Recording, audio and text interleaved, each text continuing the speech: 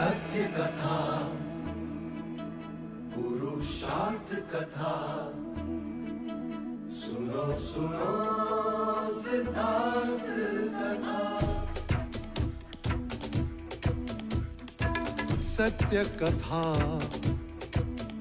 पुरुषार्थ कथा, सुनो सुनो सिद्धार्थ कथा। चढ़ते सूरज सा तेजवान वो कीर्तिमान, हुंकार भरे जब कूच करे, थर थर कांपे आसमान। वो राजपुत्र वो शूरवीर, पर्वत को भेद दे उसके तीर, शांति का स्रोत करुणा की धार, निर्झर झरे मन से अपार। वो राजपुत्र वो शूरवीर, पर्वत को भेद दे उसके तीर, है शाक्य वंश का वो तारा, जगमग है जिससे जग सारा। सत्य कथा, पुरुषार्थ कथा, सुनो सुनो सिद्धार्थ कथा।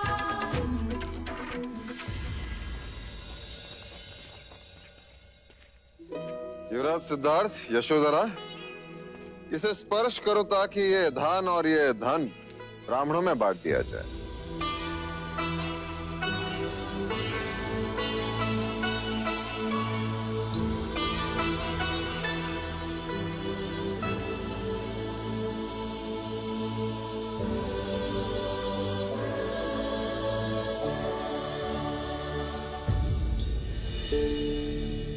क्षमा महाराज, पर यह परंपरा हमें समझ नहीं आती। कैसी परंपरा पुत्र?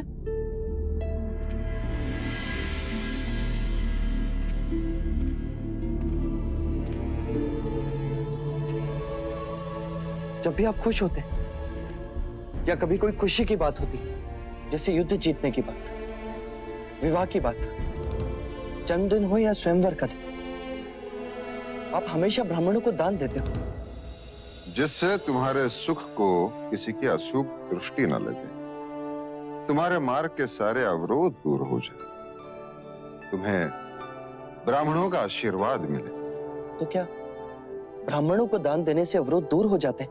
निस्संदेह होते हैं। मैंने पहले भी कहा था और आज भी कहता हूं, ब्राह्मण धरा पर ईश्वर के प्रतिनिधि है। मनुष्य के मस्तिष्क पर उनका हाथ अभय कवच होता है। अरे, ये आपके पैरों को क्या हुआ विप्र? प्रातःकाल घर से चला था, मार्ग में ठोकर लग गई। अर्थात आप अपना ही हाथ अपने ही मस्तिष्क पर रखना भूल गए विप्र।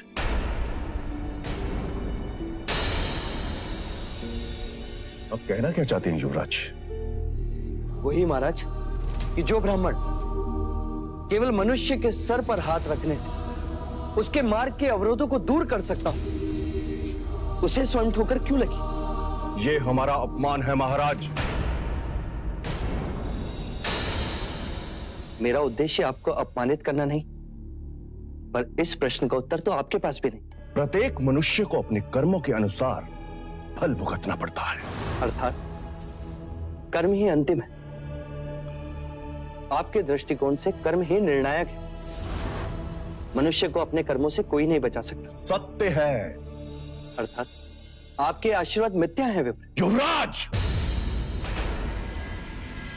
क्षमा विप्र, आप गुरु हैं, ज्ञानी, मुझे उद्दंड ना समझे। पर जब कर्म ही सब कुछ है, तो वर्णों को इतना महत्व क्यों कि ब्राह्मण मस्तिष्क पर हाथ रखे तो आशीर्वाद, और शूद्र छू भी ले तो अपराध?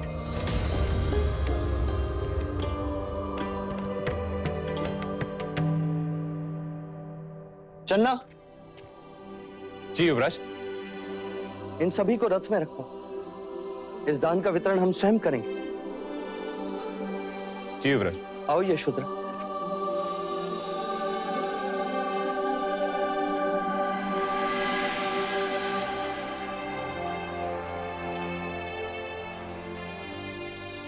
क्षमा आचार्य। युवराज सिद्धार्थ की जय, युवराज सिद्धार्थ की जय, युवराज सिद्धार्थ की जय, युवराज सिद्धार्थ की जय, युवराज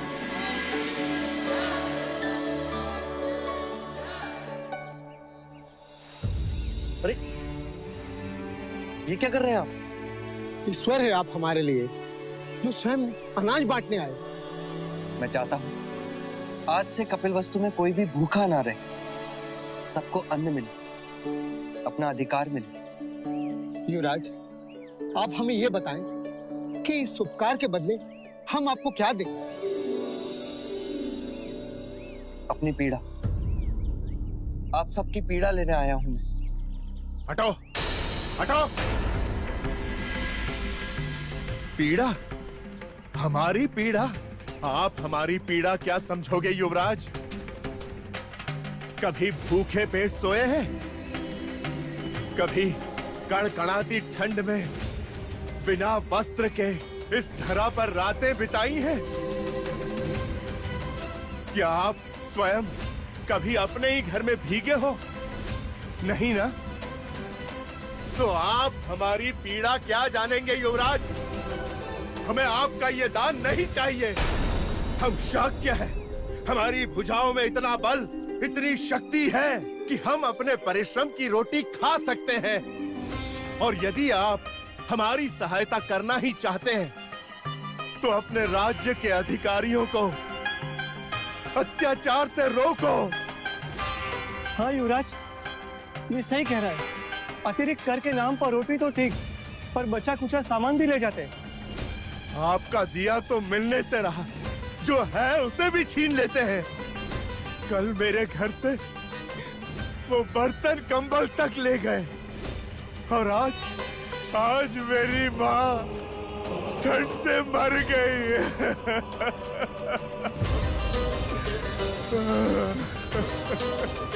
इतनी क्रूरता! कौन है अधिकारी?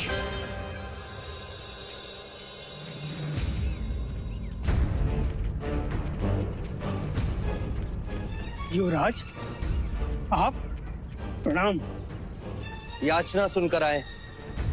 प्रजा कहती है कि राज के अमलदार होकर भी तुम उन पर अत्याचार करते थे। कदापि नहीं युवराज।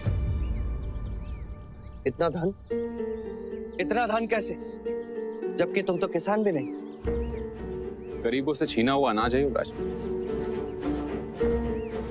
इतना लोग? आधा धन राजकोष में जाता है युवराज। किसके राजकोष में? राजा वीर बाहु, उनका आदेश। मैं तो बस पालन करता हूँ। वीर भाऊ का आदेश सुनते हो और इन गरीबों की आवाज सुनाई नहीं देती तुम्हें? इसका दंड तुम्हें मिलना ही चाहिए। क्षमा करें युवराज, क्षमा करें। आगे से ऐसा अपराध कभी नहीं होगा। क्षमा करें युवराज। युवराज, इनके पापों का दंड तो ईश्वर ने हमें पहले ही दे दिया है, हमारी पुत्री को विकलांग बना के।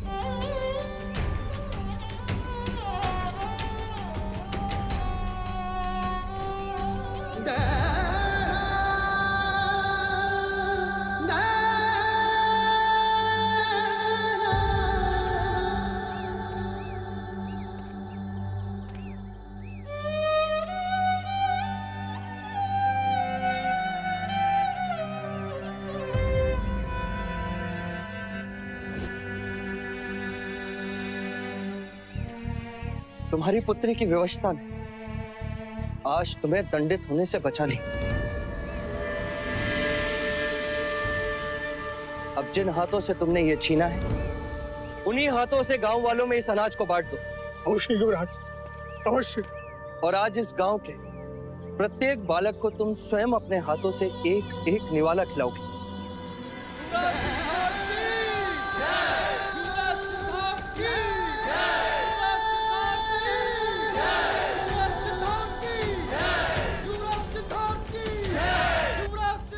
दुख का साम्राज्य देखा चले। आज तक मैं सोचता था कि धन सुख देता है, दुख को दूर करता है, पर ये गरीब जिनके पास ना धन है ना धान, वो भी दुखी।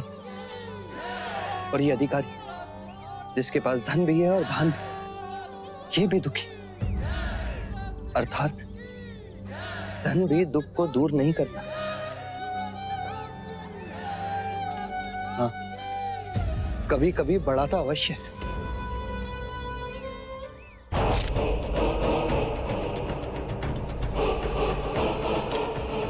कहो बांदुल, क्या है तुम्हारी उपस्थिति का कारण? महाराज, शाह के राजा शुद्धोधन का राजदूत आया है। कह दो उससे कि महाराज मंत्रणा में नहीं मिल सकते। जी महाराज, परंतु वो आपके नाम महाराज शुद्धोधन का यह संदेश भी लाया है। क्या लिखा है?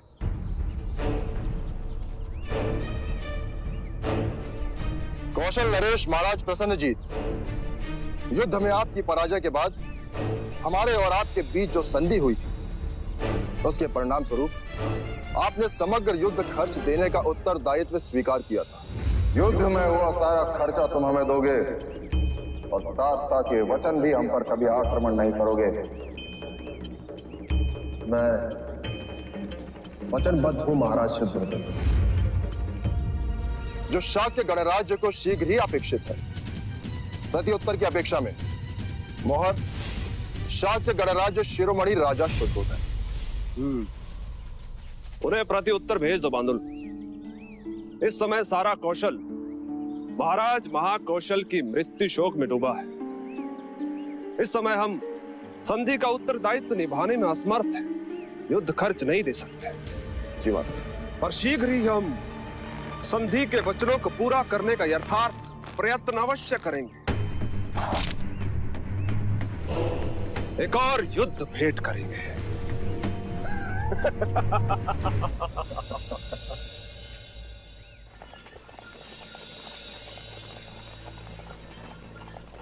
रथ रोको चलना। वो वहां कौन है?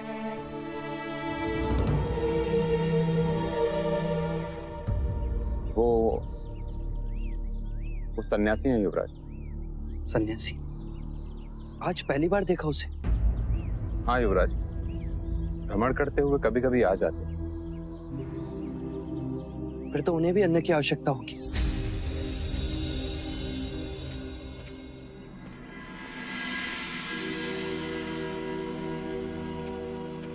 प्रणाम।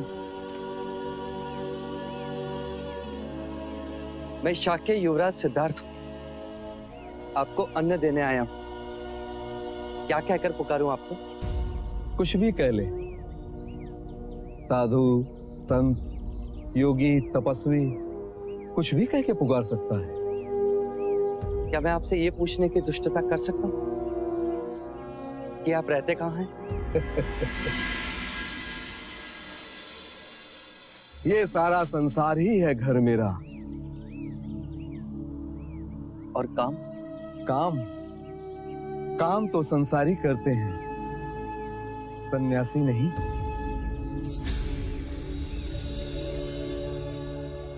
और अन्न प्रबंध वो कैसे होता है? भूख जितनी भिक्षा मिल ही जाती है। भिक्षा मांगने में लज्जा नहीं आती? अहम लज्जा को कुचल करके ही मनुष्य सन्यासी बनता है। और यदि किसी दिन कोई भिक्षा ना दे तो कोई शोक नहीं। ये प्रकृति इनकार नहीं करती।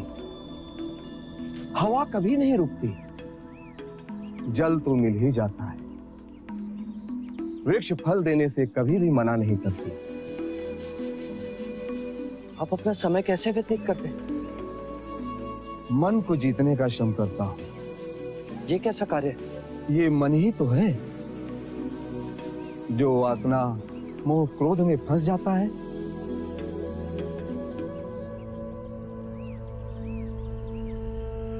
आप यहां से किस मार्ग जाएंगे? वो मैं नहीं, ये मार्ग ही सुझाएगा जहां आनंद मिले। राजन, ये धान तुम ले जाओ, इसकी मुझे कोई आवश्यकता नहीं।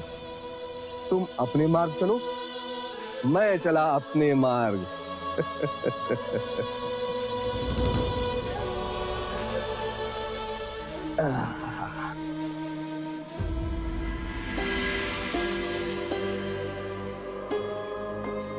मैंने धनी देखे, दरिद्र देखे, सत्ता में अंध क्षत्रिय देखे, ज्ञानी ब्राह्मण देखे, पर ये कैसा जीवन है जो कुछ ना होते हुए भी इतना सुखी।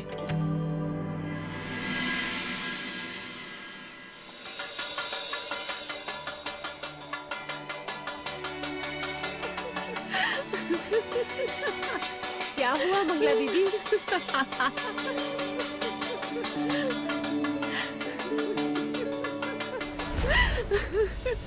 बात क्या है मंगला?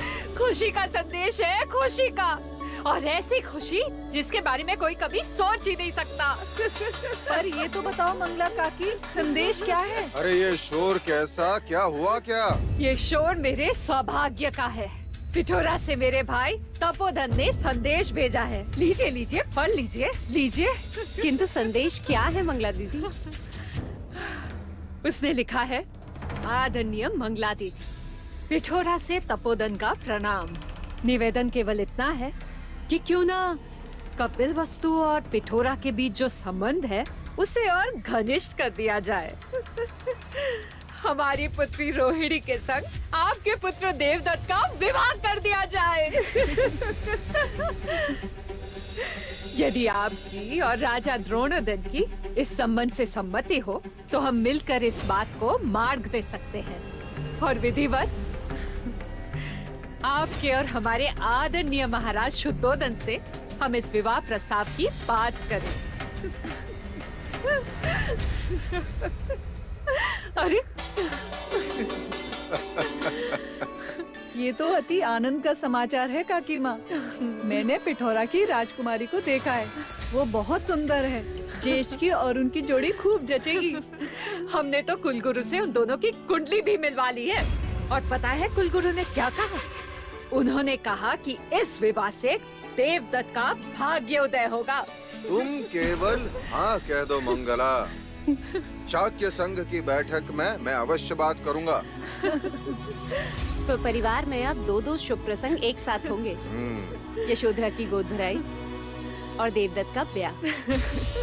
बधाई हो मंगला दीदी, बधाई हो। अरे मंगला। हाँ। लीजिए भाई महाराज। मुंह मीठा कीजिए। बधाई हो अनुज। आप भी और तुम भी। ये संदेश सचमुच मेरे लिए भी शुभ संदेश है। अब तो मुझे भी एक सखी मिल जाएगी। सत्य कहा, महल में चहल पहल होगी। ये लो, तुम भी मुंह मीठा करो। और हाँ, जब मुंह दिखाई की बात हो तो अमिता दीदी को भी आमंत्रित करेंगे। अरे मंगला भाभी, आपने तो हम सभी का मुंह मीठा करा दिया, पर जिसके कारण ये हो रहा है उसे तो आप भूल ही गई। कुमार देवदत्त को भी तो खिलाइए। इसे तो स्वयं मैं अपने हाथ। बधाई हो देव। लो, मुंह मीठा करो, खा लो। दो माँ, मुझे नहीं चाहिए। इसमें क्या लजाना ज्येष्ठ, ऐसे अवसर बार बार नहीं आते। लो, खा लो। इस तरह मत खिलाओ माँ। कहा ना मुझे नहीं खाना कोई लड्डू वड्डू। खा लो देव।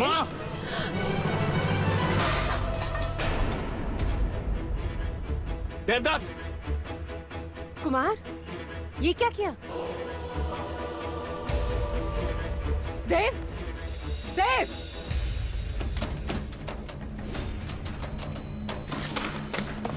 देवदत्त, समझते क्या हो तुम स्वयं को? इस तरह सबके सामने मेरा हाथ छटक कर चले आए।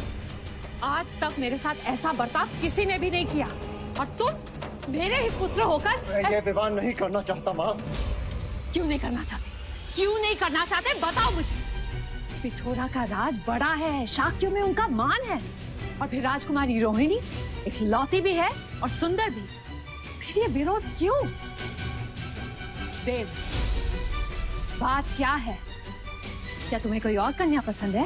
आप समझती क्यों नहीं है माँ? क्या नहीं समझती पुत्र? ये कि मैं ये विवाह नहीं करना चाहता। क्यों नहीं करना चाहते? हाँ? इतना अच्छा संबंध है तो मना क्यों कर रहे हो? मैं पूछता हूँ, विरोध का कोई तो कारण होगा।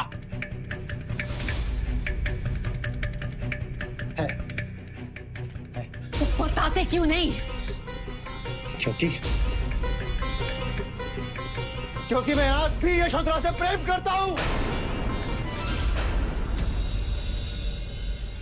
मैं यशोधरा से प्रेम करता हूं। मैं यशोधरा से प्रेम करता हूं। मति भ्रष्ट हो गई है तेरी। तू जानता भी है तू कह क्या रहा है? वो तेरे अनुज सिद्धार्थ की अर्धांगिनी है, माँ बनने वाली है वो। तो क्या बाबा, मैं उसे चाहता हूं। और तुम माँ, एक न एक दिन मैं उसे पाकर ही रहूंगा माँ।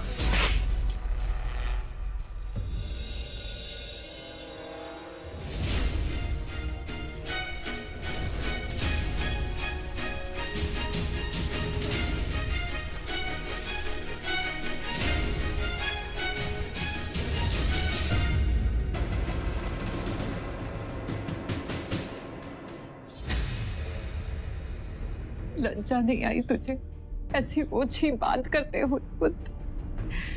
एक एक निवाला चांदी के थाली से तुझे खिलाया। उस झूठन पर तेरी दृष्टि कैसे गई देव? देखो पुत्र, तुम्हारी दृष्टि केवल सिंहासन पे होनी चाहिए, सिद्धार्थ की अर्धांगिनी पर नहीं। और जो संबंध हुआ ही नहीं, उसके बारे में क्या सोचना? मेरी दृष्टि को इस प्रकार देखना आपने सिखाया है, आप दोनों ने। जो सिद्धार्थ का है वो तुम्हारा है, तुम्हारा है, तुम्हारा है। ये सीख आप ही की थी। और आज जब मैं यशोधरा के सिवा किसी और के बारे में विचार भी नहीं कर सकता, तो आप मुझे रोक रहे हैं। नहीं चाहिए मुझे कोई सिंहासन, मुझे केवल यशोधरा चाहिए, केवल यशोधरा, यशोधरा। देवदत्त, देवदत्त!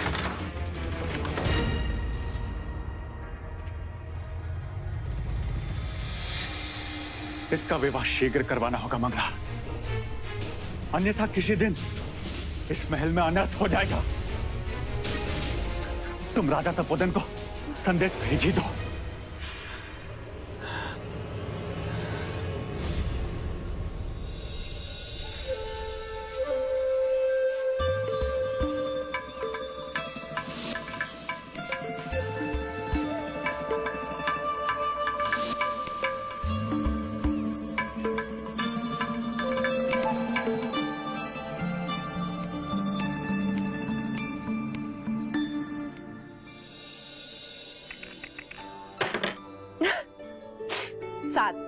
मैं जीत गई।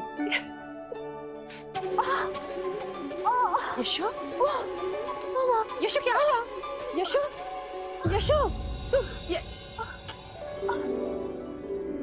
यशो, नटखट।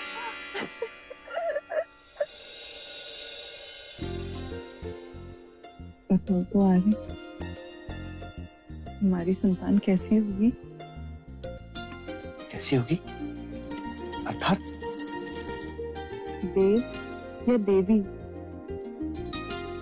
मैं चाहता हूँ गोपा, वो मनुष्य ही हो।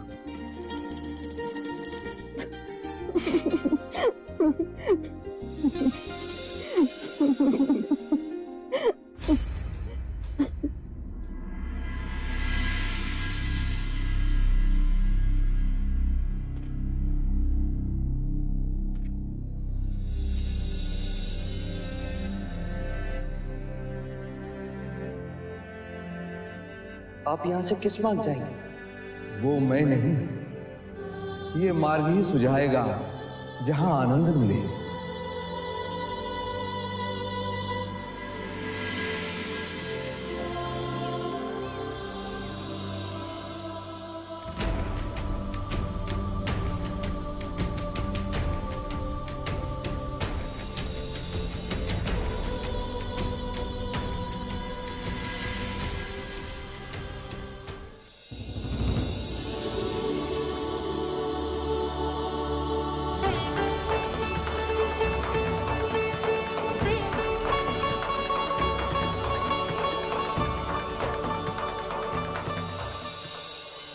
आओ मित्र दीदी, मार्ग में कोई कठिनाई तो नहीं है?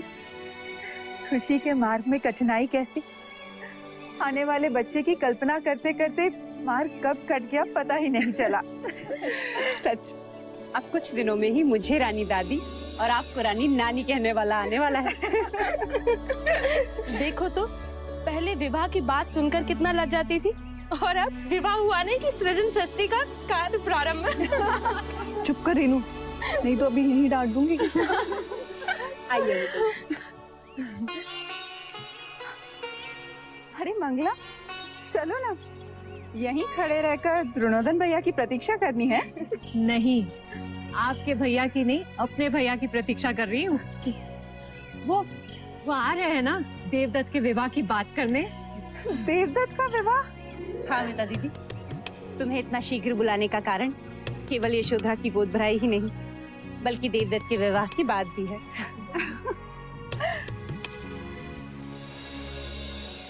बधाई हो मंगला दीदी। वैसे कन्या है कौन? पिठोरा के राजा तपोधन, उन्हीं की सुपुत्री राजकुमारी रोहिणी। सुना है बहुत सुंदर है वो। तो हमारा देवदत्त कौन सा कम है? किंतु दीदी, तुम्हारे भैया तो संग समाप्ति के बाद ही आएंगे, उसमें तो बहुत समय है अभी। मुझसे भीतर रहा नहीं जाएगा। महादेवी, मुझे यही प्रतीक्षा करने दो। आप लोग चलिए ना, उनके आते ही मैं भीतर... अच्छा ठीक, तुम यही प्रतीक्षा करो, उनके आते ही हमें सूचित कर देना, हम सभी उनके स्वागत में उपस्थित हो जाएंगे। चलो रानी नानी माँ। सुस्वागतम। कपिल वस्तु में आपका स्वागत है, पधारिए। राजा द्रोणोदन, आपको हमारी ओर से कुमार देवदत्त के विवाह का प्रस्ताव तो अवश्य मिला होगा। हाँ राजा तपोधन, दोनों की कुंडलियां भी मिलती है। अब बस परंपरा के अनुसार आपकी और हमारे भाई महाराज के बीच औपचारिक बात हो जाए, बस इतना ही विलंब है। तो फिर सभा के उपरांत विधिवत हम महाराज शुद्धोदन से इस संबंध की चर्चा करेंगे। अवश्य, आपका स्वागत होगा।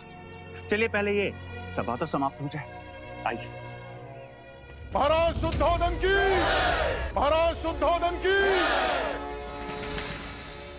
पिछली सभा में लिए निर्णय के अनुसार हमने कौशल नरेश महाराज प्रसन्नजीत को युद्ध के खर्च देने की बात याद दिलाने के लिए दूत भेजा था, पर महाराज प्रसन्नजीत युद्ध खर्च देने से मना कर दिया। अर्थात उन्होंने संधि का उल्लंघन किया है, अपनी अधम राजनीति का परिचय दिया है। अर्थात अब हमें महाराज महाकौशल से बात करनी होगी। और हमें ये अशुभ समाचार भी मिला है कि महाराज महाकौशल का देहांत हो गया है।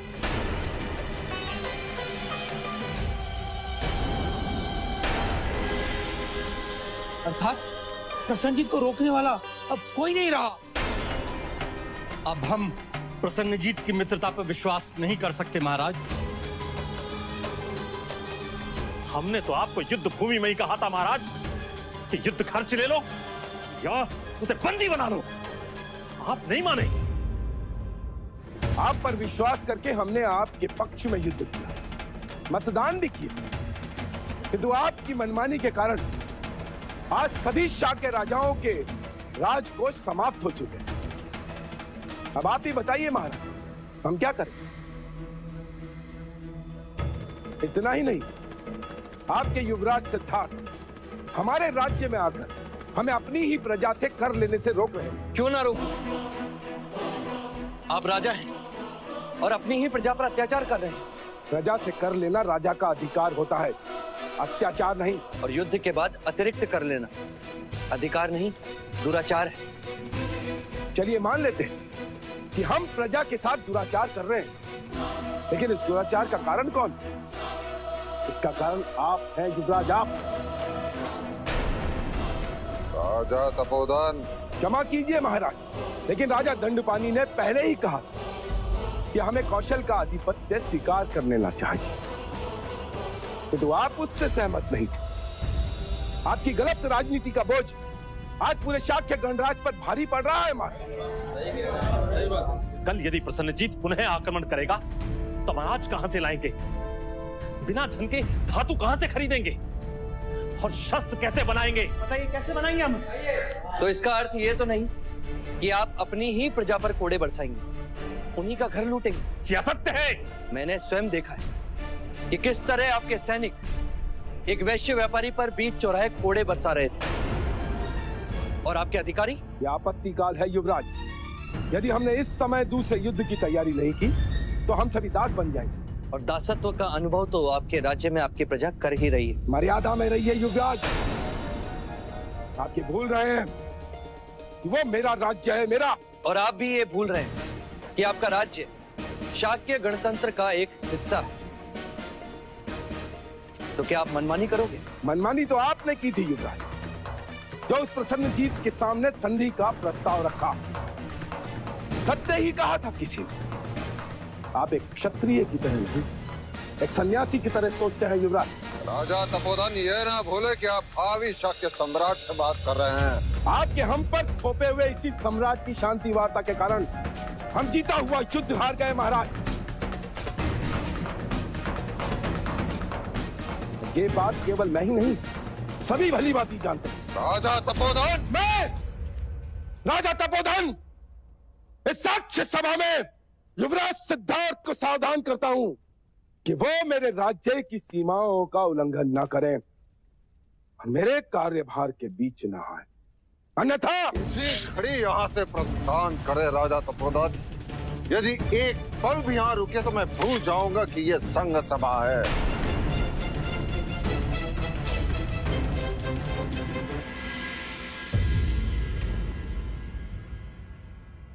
मैं अपने इस अपमान को कभी नहीं भूलूंगा महाराज।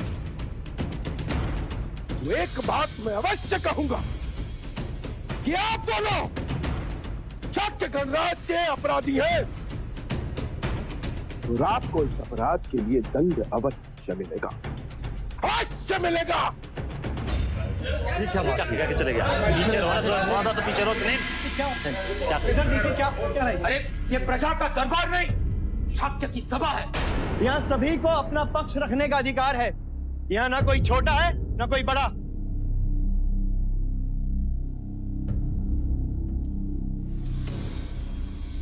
महाराज, राजा तपोधन के विवाद के शब्द अनुचित थे, पर अर्थ उचित था। अब आप ही को कोई ना कोई उपाय सुझाना होगा महाराज, अन्यथा संघ राज के नियम अनुसार आपकी जगह उसे लेनी होगी, तो इस आपातकाल से मार्ग निकाले।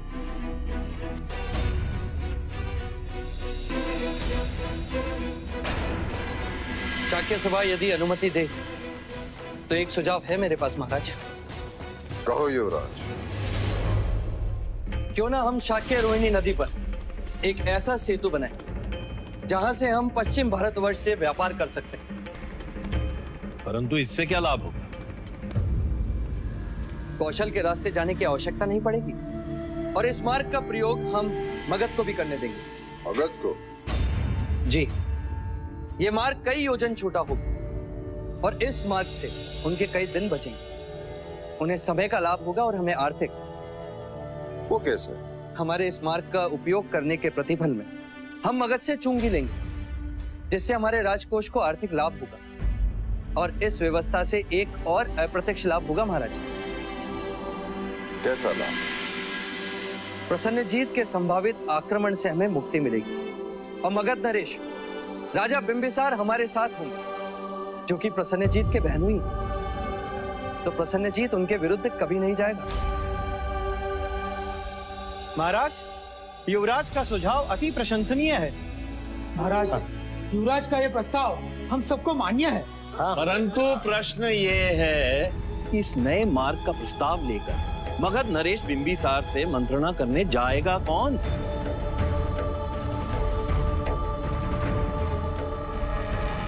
क्योंकि जो भी जाएगा प्रसन्नजीत उसे रोकने का प्रयत्न अवश्य करेगा। पर प्रसन्नजीत को कैसे पता चलेगा कि हमारी मंत्रणा का उद्देश्य क्या है? क्योंकि सुना है कि प्रसन्नजीत के गुप्तचर हमारे राज्य में है। तो फिर मगध नरेश महाराज बिंबिसार से मिलने कौन जाएगा? मैं जाऊंगा।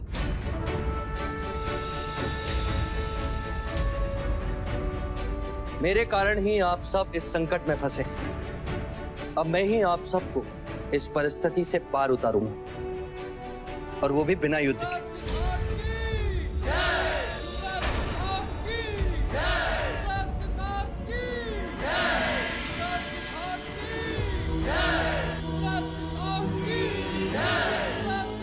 ये हमारी अति प्रिय अंगूठी है, इसे आप अपने पास रखिए, हमारी मित्रता का चिन्ह।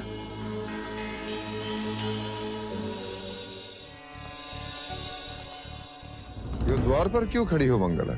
खुशी का स्वागत करने। आप तो जानते ही हैं, देवदत्त के विवाह की बात करने के लिए तपोधन भैया आ रहे हैं।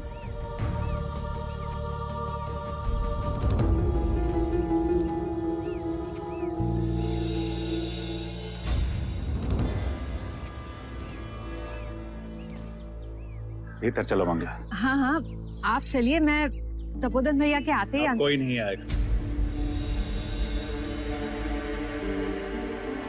क्यों नहीं आएंगे? क्या बात है आर्य? बताइए ना। उन्होंने संदेश भेजा तुम्हारे लिए।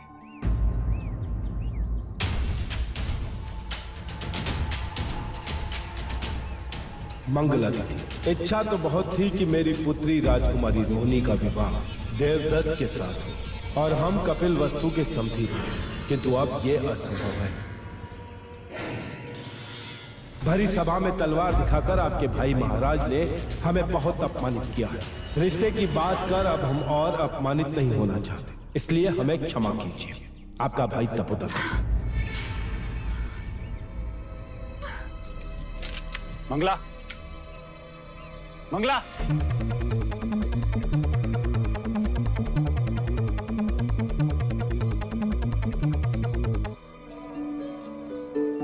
बहुत सुंदर है ना? लो देखो, मंगला दीदी भी आ गई। देखो मंगला दीदी, अमिता दीदी तुम्हारे लिए हीरो का हार लाई है। क्या हुआ मंगला दीदी, तुम्हारे भैया आ गए? नहीं आए। क्यों? ये प्रश्न आप मुझसे नहीं, स्वयं अपने भाई से पूछिए। क्या हुआ देव? देव, संघ सभा में क्या हुआ? जो कुछ भी हुआ वो अनुज के सामने हुआ और वो भली बात ही जानता है। किंतु ऐसा हुआ क्या? ये हुआ महादेवी, ये हुआ। असंग सभा में सिद्धार्थ ने सबके सामने मेरे भाई तपोधन से अभद्र व्यवहार किया और महाराज ने तलवार की नोक पे मेरे भाई तपोधन को संघ सभा से निकल जाने का आदेश दिया।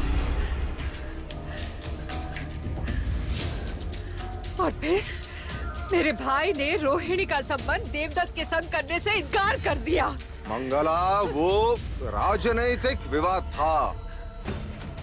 खूब जान गई हूँ मैं आपकी नीति को, खूब जान गई हूँ। मंगला दीदी, हम देवदत्त के लिए रोहिणी से भी अच्छी कन्या ढूंढेंगे। रहने दीजिए महादेवी, जो थी उसे तो छीन लिया और जो आना चाहती थी उसे रोक दिया। उन्होंने बात ही ऐसी की, मतभेद को मनभेद में बदल दिया। अरे मत तो आपने बदला महाराज, आपने। भेद तो आपने किया है देवदत्त और सिद्धार्थ में। अपने आवेश को रोको मंगला। विवाह के समय आपने वचन दिया था कि सिद्धार्थ के राज्य अभिषेक के समय देवदत्त को भी राज्य का हिस्सा मिलेगा, पर अब मुझे आप पर संदेह हो रहा है महाराज। वैसे इसमें आपका कोई दोष नहीं है, क्योंकि मैं तो पहले से ही जानती हूँ कि शाक्यों का तो राज चिन्ह ही इरावत है, जिसके दिखाने के दांत अलग होते हैं और खाने के अलग। शांत हो जाओ मंगला। चिल्लाने की कोई आवश्यकता नहीं है महाराज। जब चिल्लाने की आवश्यकता थी तब तो आपने कुछ भी नहीं कहा। अब सबके सामने दिखावा क्यों?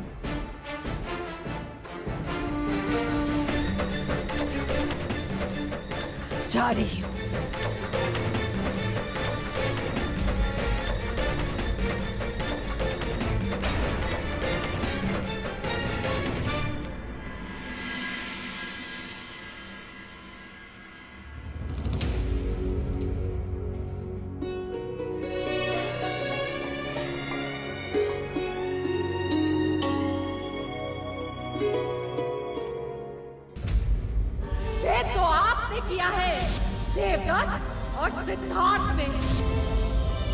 युवराज सिद्धार्थ को सावधान करता हूं कि वो मेरे राज्य की सीमाओं का उल्लंघन न करें, मेरे कार्यभार के बीच न आए।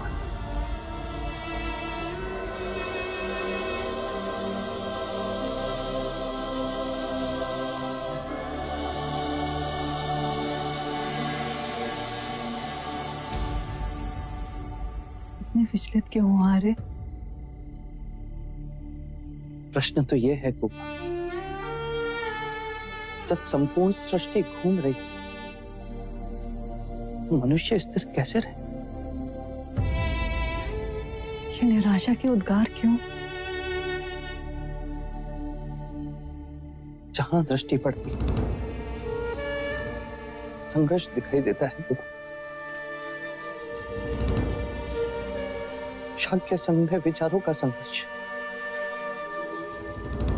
महल में अपनों से संघर्ष। मंगला काकी भी अप्रसन्न है। वो भी यही समझती है कि मैंने विचारपूर्वक राजा तपोधन का मान भंग किया, जिससे ज्येष्ठ का विवाह न और स्वयं मन से संघर्ष। मंगला काकी ने, उनका क्रोध तो बुलबुला है, यूं आया और यूं गया। हाँ गुप्त, परंतु मैं अपनों में मनभेद नहीं चाहता।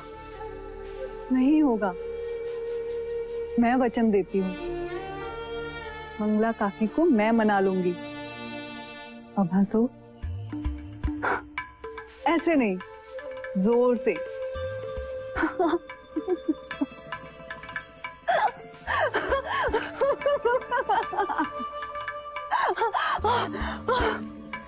क्या हुआ गोपा?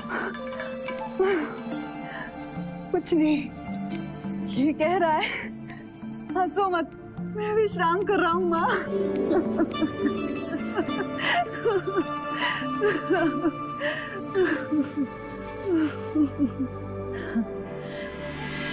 बस इसी तरह हंसते रहो सिद्धार्थ, जिससे तुम्हारी हंसी सारे संसार में इतनी गूंजे कि दूर दूर तक दुख की आवाज सुनाई न दे।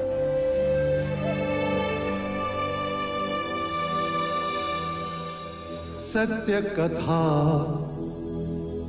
पुरुषार्थ कथा, सुनो सुनो सिद्धार्थ कथा।